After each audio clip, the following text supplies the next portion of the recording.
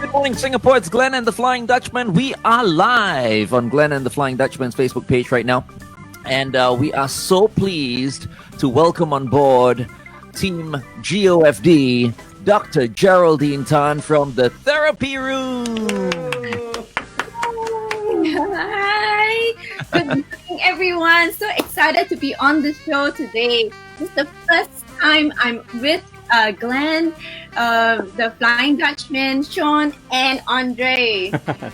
And we love having you on the show, Geraldine. As a matter of fact, I was talking to Andre earlier on, and I said, I've been looking for a personal psychologist for a while now, so I might visit you in your therapy room one of these days.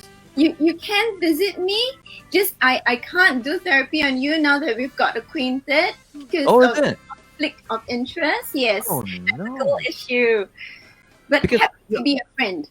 Okay, so let's just find out a little bit more about you. So if people want to go down to the therapy room, for example, right? What kind of service would be available to them? As in, what do they generally look for? I mean, for me, if I were to be able to go down and see you, I would want you to help me to be more focused, to take away certain fears, that I have. You know what I mean? Would that be relevant to what you do? Yes. So that would be a little bit of coaching, a little bit more sharpening of skills, having clarity of thought. Yes, we can do that.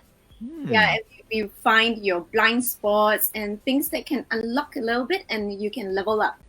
Okay, so you will be able to, for example, take away or ease my fear. For example, I mean, I've always wanted to jump out of a plane. He won't go skydiving. No, I have been. No, Yeah, I but I now have. you won't. Now you 14,000 won't. feet. But the thing is, I did the chicken thing. You see, I did tandem skydiving. But what I want to do is I just want to jump out of the plane like James Bond on my own. But I'm Okay. scared at the thought, you see. So is that a natural thing to be scared or what? If you're jumping out of planes all the time, we all will be worried, Glenn. Okay. Fears keep us safe and has kept you alive thus far. Yeah, my wifey thinks I'm crazy. Okay, anyway, let's talk about the first thing today, and that is toxic people. Yes. Why do people turn toxic? I mean, are they born toxic people, or are they victims of circumstances? Well, there are a variety of explanations out there, right? Let's go with 5 of them. Okay, so one could be past experience. They have been hurt so badly. It's put like a stone, a knife in their heart. It changes the way they are interacting with their energy. That very anxious energy. Oh, how, why? Sort of demeanor might affect the environment or the rest of the colleagues. Insecurity, having a lot of insecurity, not being confident about their own abilities.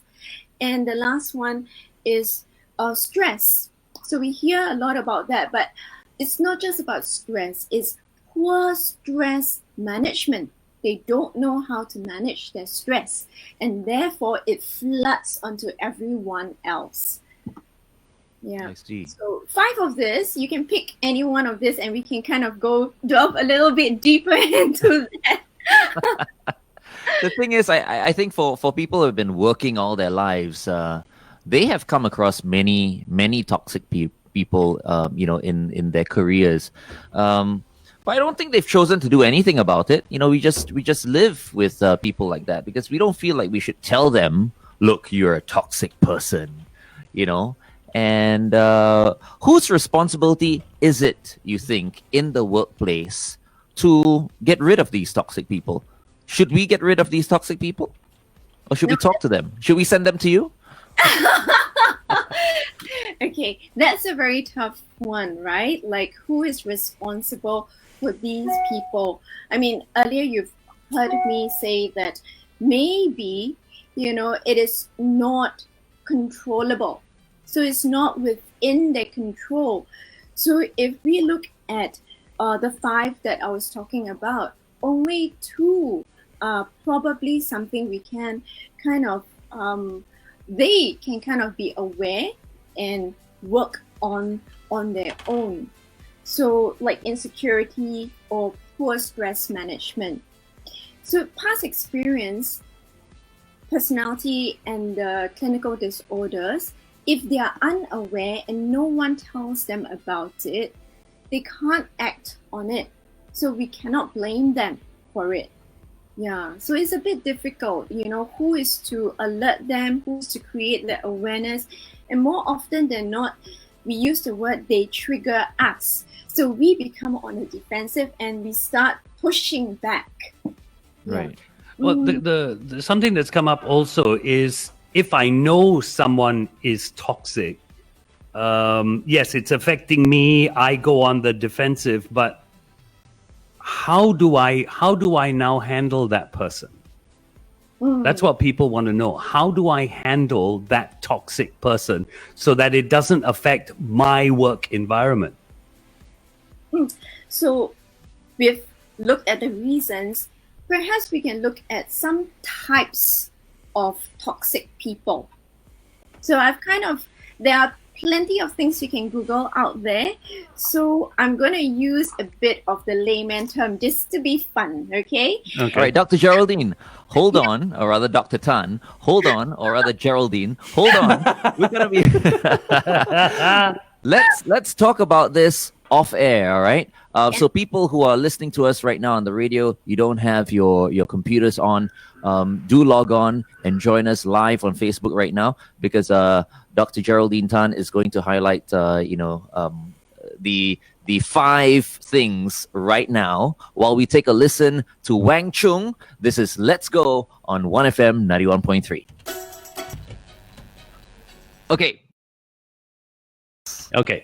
Okay, Geraldine. Yes, let's look at the types of different toxic people.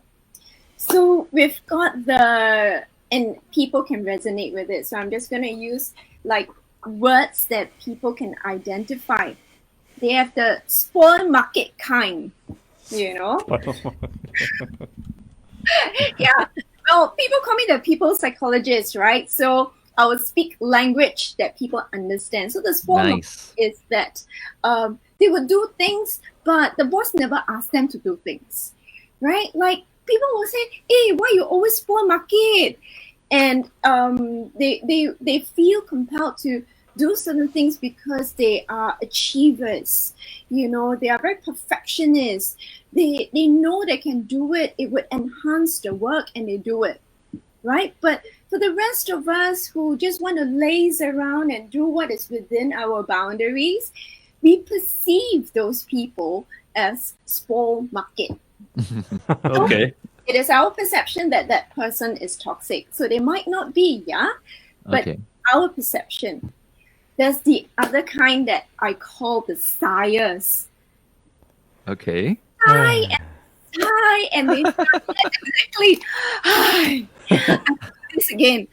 How come I got so much work? Sigh and they sigh, and the rest of the colleagues who are actually really game to do the work start to feel affected and go, "Oh yeah, how come it's so bad? How come I get thrown some more work?" All that negative energy. Yeah. So it's quite sad, right? The Tai Chi. Okay. Not only Tai Chi work, but Tai Chi blame. So they Tai Chi. Everything they just push to the other person. So that's the other one. And whoever that bears the brunt of it will get really annoyed, right? So then what do you do with that, right? So after Tai Chi, then it's the diva. Everything claim credit. It is me. It is my accomplishment, And then that sounds like Andre, Poor Andre sitting there quietly. Hey, kidding. boy, no finger pointing here, yeah. Hey, I realized I'm the only female. Yeah. You're the only one without the face for radio. It's so refreshing. It's so refreshing to have you on the show. It's usually like, us bunch of guys looking at each other. Now we have a pretty face. You're too kind. All of you are hounds. Just that two are behind masks. We can.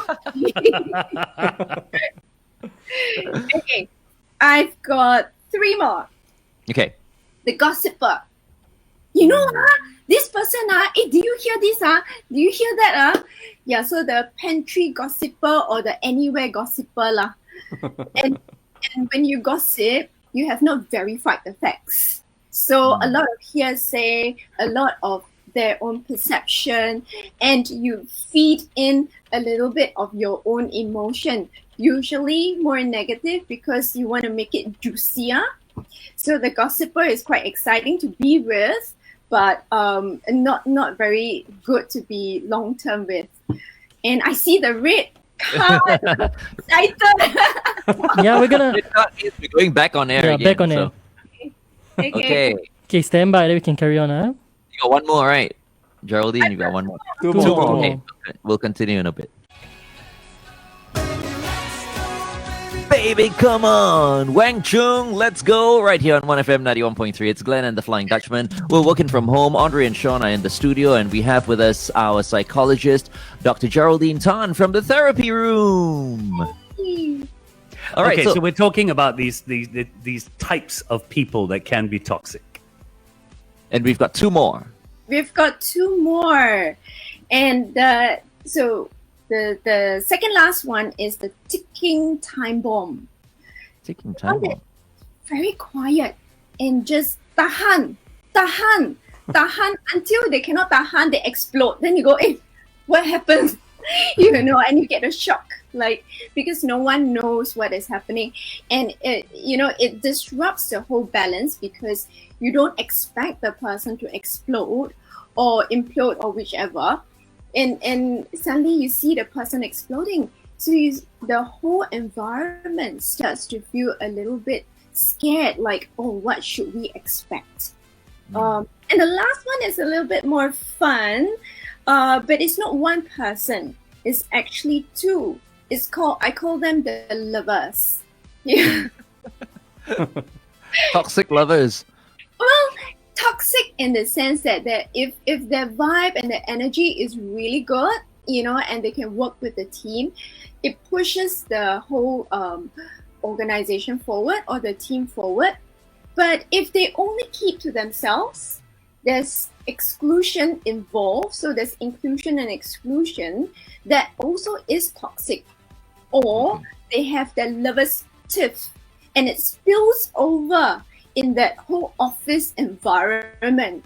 Then that's no good for everyone. So we are trying to resolve the nonsense rather than trying to do our work. And that's the reason why some companies ban relationships in the workplace. Yes. Okay, because it could be good, but then again, it could be, really, really bad. Yep. We do have a question on our Facebook page, which I thought was quite interesting. Can jealousy of others create toxicity in a person? Of course. I mean, if let's say there's insecurities, a lot of insecurities, and you want to be that person, you want to be like the achiever that I was talking about, you can feel jealous, you can feel insecure yourself and start being that gossiper, and start talking bad about the other person when the other person has not done anything to you and it's really your own insecurities. Okay. Well, Dr. Geraldine, Yes. by the way, we are talking to Dr. Geraldine Tan from the therapy room. Okay, let's move on now to the fact that we are going into phase 2. All right. And everyone is so happy about this.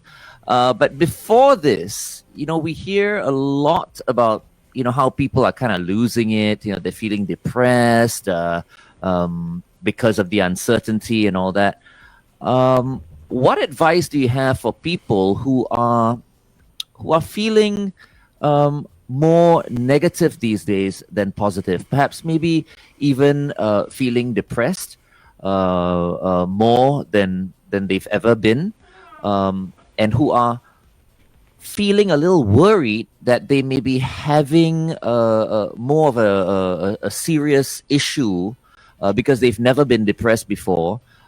However, they are afraid to talk about it. Is it a natural thing for people to feel this way if they are feeling this way right now? Okay, so if it's the whole COVID related issue and everything, and you're able to pinpoint because of the COVID, the circuit breaker, and all that associated reasons with it, you're not alone, because a lot of people feel robbed. Your freedom is being robbed, your job is being robbed, or your normalcy. So one of the clients I spoke with yesterday, I said, finally I've got some semblance of normalcy, going back to work or going back to school. So even when the children go back to school, the parents have some sense of routine and normalcy. So with phase 2 coming in, they may feel more liberated, they may feel more comfortable. Yeah. So if you're unsure whether it is depression, but you kind of feel low, this couple of weeks, just phase 2 is just next week. Let's go into phase 2, and as long as it's not impeding your work, not impeding your daily functioning, let's wait and see if the different phases lifts your mood a little bit more. Okay. So the depression, or if you feel you're slipping into depression, typically we see a lot of other changes also. Changes in their eating habits, eating a lot more, eating a lot less. They can't sleep. Yes, a lot of people do mention that during the circuit breaker period, then the phase 1, their sleep is disrupted. So we might want to see whether a routine helps it or not. So I wouldn't be so quick as to jump in and say this person has a disorder. Okay, because I'm listening to you, and you're saying if people are eating less, if they're sleeping less, then this could all be signs that point towards a problem. Which means for me, I'm eating more and sleeping more. So this circuit breaker really works for me. I mean, quite honestly, you can keep it going as long as you want. I mean, it seems to be all right. You see, like everything, one size doesn't fit all. Doesn't fit all, yeah. Yeah. Andre. Dr. Geraldine, our health minister yesterday said, and this is something I really want to know, how you can help everyone, because I think it's a case of a mentality, okay? He said, I'm sure that even as we draw up the rules, people will be thinking of how to get around the rules. You can fool the rules, but you cannot fool the virus. And I like what he said, because I think the public, we are constantly looking for ways to circumvent the rules to our benefit, which we think is our benefit, but then the virus will get to us. How do we get everyone to play ball? Well, you have to ask me on air and put me on.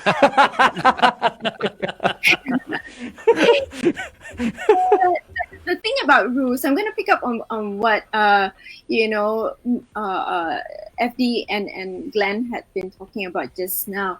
One size does not fit all. So, like FD really enjoys this whole circuit breaker period. So rules are there for a purpose, right? Because some people, or actually a lot of people, need to know where their boundaries are. If they do not know where their boundaries are, it's free game, free for all, and they don't know, they can get a little bit lost what to do. Okay, so then the let's put the virus aside. Then in any situation, people are just going to the game has no rules, and we know what happens when the game has no rules. Okay, but having said that, the human brain is very complex. When a rule is there, the human brain is very dynamic, and it starts strategizing and planning. Rules are man-made. So if one person makes the rule, it doesn't mean another person cannot create another rule, right? Because there are different perspectives, and there are different intellect in different areas. Okay, so your knowledge is in a certain area, my knowledge is in another area. So what happens is people start to strategize and plan.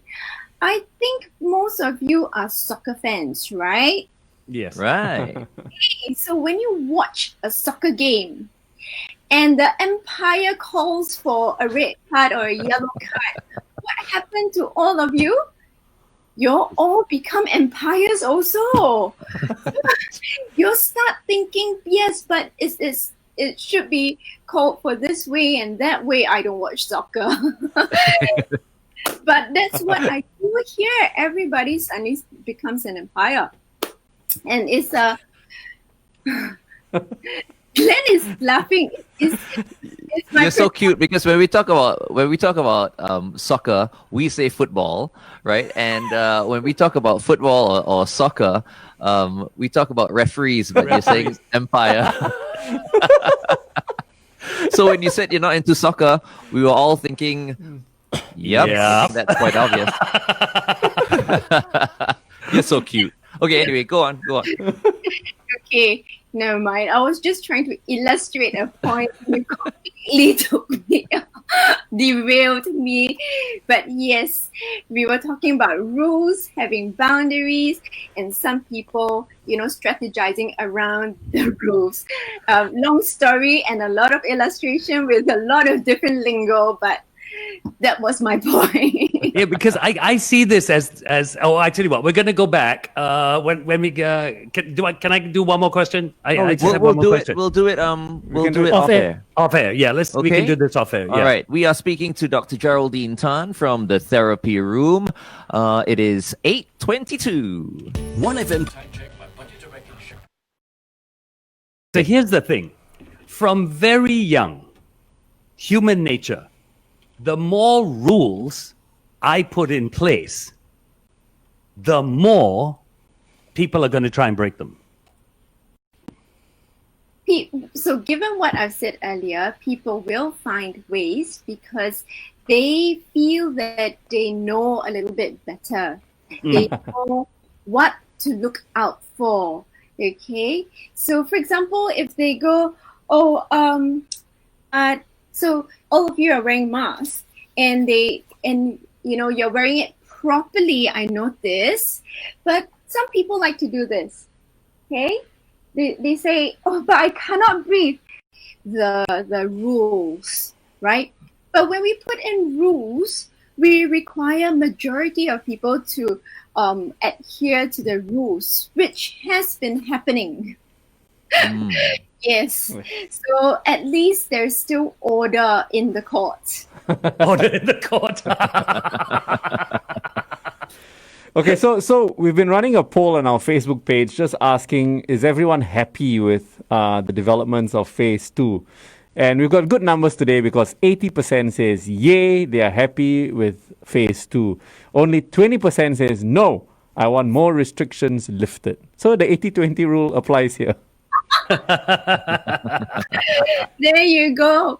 The human being is never satisfied, and we are constantly striving to kind of improve ourselves. So that 20% is us believing that we are trying to evolve, for the betterment of humankind. Okay, I kind of got lost there for a while. Yeah. Everything kind of froze. Yeah. Well, thank you very much, Geraldine, for joining us today. Just before we go, Geraldine, I just want to say this to you. We have a lot of guests on our show, Yes. And it's not always that I can say this, but we have had comments on our Facebook page about how great it was listening to you this morning. Oh my gosh, this makes my day. I started my day so well. So a lot of people have really enjoyed having you on and enjoyed your insight. I just wanted you to know that. Thank you, FG. I think it's the beautiful smile. I think. I think so. I think As well. that's definitely part of it. Something I heard you this morning, and I want to say this because Glenn said this morning. Smile when you still have teeth. You said that this morning, and I immediately my thought was smile even when you don't have teeth because it lights up our eyes. So we want to continue to smile. That's great, Andre. Sorry, I just wanted to ask Dr. Geraldine, do share how our fans can contact you because many of them have questions on both our Facebook pages, Yes. Glenn and the Yes. Flying Dutchman and the 1FM Facebook page. And that's close to 150,000 people. So they want to get in contact with you. You need to be able to share your contact details. What are they? It is contact@thetherapyroom.com.sg or just give a call 64678903. And we are right smack in the middle of Orchard Road. So if you want to come down for a visit, yes. But we take appointments only. Sorry. Right. What a pity I can't see you. I can't go down and visit you. Conflict of interest, as you mentioned. Oh, yeah. You can see me and you're seeing me now, but yes. you. I'll have to ask you, for personal advice, on this platform. Maybe starting from next week. From next week, yeah. Interesting. Okay. Well, thank you very much once again, Geraldine. Having me on. I really enjoy everyone's energy. We look forward to seeing you again next week. Yes, I'll be back. Thank you so much. Thanks so much. Safe. Stay safe. You too. Bye-bye. Bye-bye. Bye.